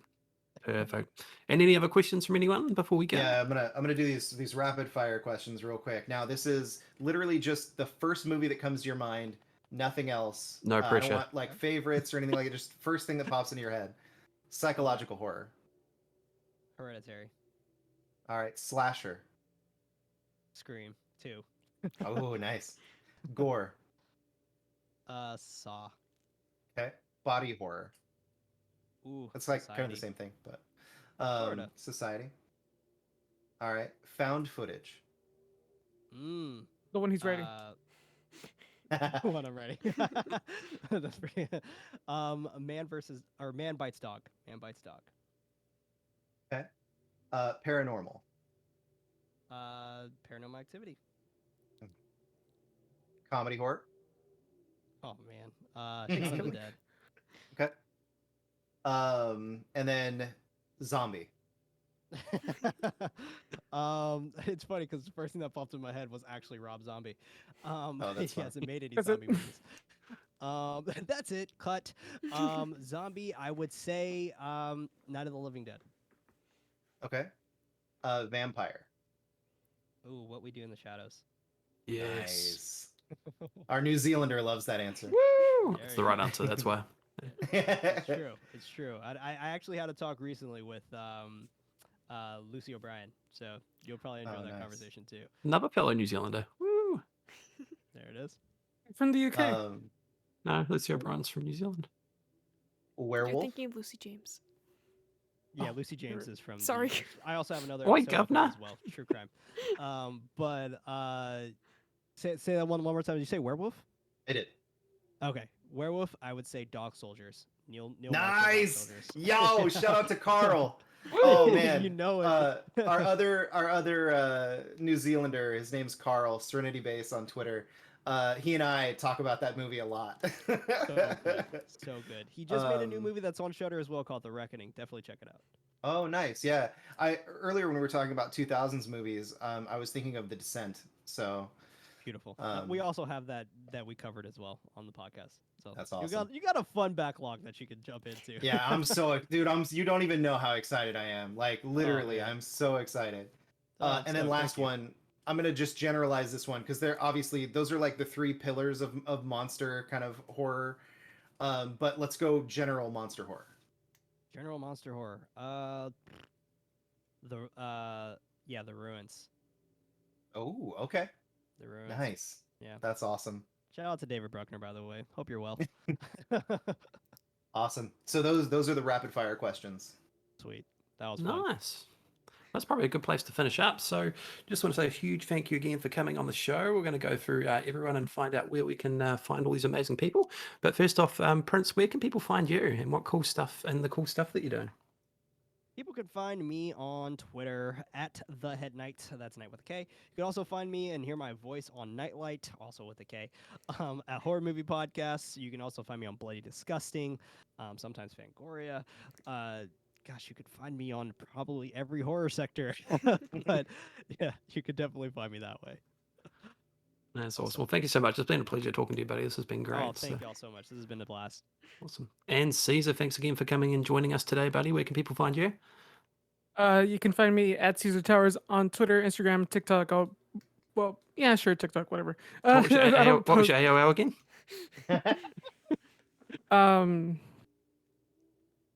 We forgot. You can find me on YouTube. Look up for Patch Notes. linktr.ee/patch notes to find us on YouTube and podcast services. It's a video game news show where we give you all the video game news you need to know about that happened in the week in 15 minutes or less. It's been like, what, 8 minutes now? This week's is 8 Like, minutes. Because yeah, I'm so- editing it now. Nice. She's the editor. I'm the editor. Yeah. She's the editor, so. I don't just randomly know that. That sounds great. She knows One it, and I convenient don't. place. We can get all the gaming news. That's amazing. Yeah, so Love it. many different news. A lot of talk of, what was it, Discord and other things. So Yes, yeah, check it out. Discord and other Very things. exciting. Nice. Well, thanks again, buddy. And Phil, where can people find you, buddy? You can find me at Phil J. Woodward on Twitter or at Philip J. Woodward on Twitch. That's and simplysassyvids.com. Nice, buddy. Nice. And McKenna, where can people find you? You can find me on Twitter at PotterPants212, and then there's a link on my bio where you can find everywhere else that I'm at, because there's a number of things. Yay! Oh, lots of cool things. That's awesome. you. And thanks again for producing today and Thank you. filling in for Gage. Gage has just taken a bit of a break, so once again, please send Gage some love on Twitter at GF2Cool. He'll be back at some point, hopefully in the next couple of weeks. So thanks again Love for you, filling Gage. in, Mac. Thank you. Mhm. Thank you. Oh, good. Wow, everyone that has been out of our league, Wait, thanks Ben, again. Ben, who are you? Who are you? Me? People don't need to Who know are where I you? am. Disembodied Who voice. is the disembodied voice? Yeah. I can tell you where Ben I is. told you I'm just an artificial intelligence. No, you can find me at Ben is twitch.tv/please be excited where I stream games, play stuff. I've got some cool new shows coming up soon. We have a kind of a big KFBF event coming up, but we're going to be playing some Mario Golf as well. So keep it locked to twitch.tv/please be excited for that and twitter.com/please be excited. That's where you can find me. Oh, good. And thanks again, everyone, for an amazing show. And we'll catch you next time. Bye. Awesome. Thanks, everybody. Have a good one.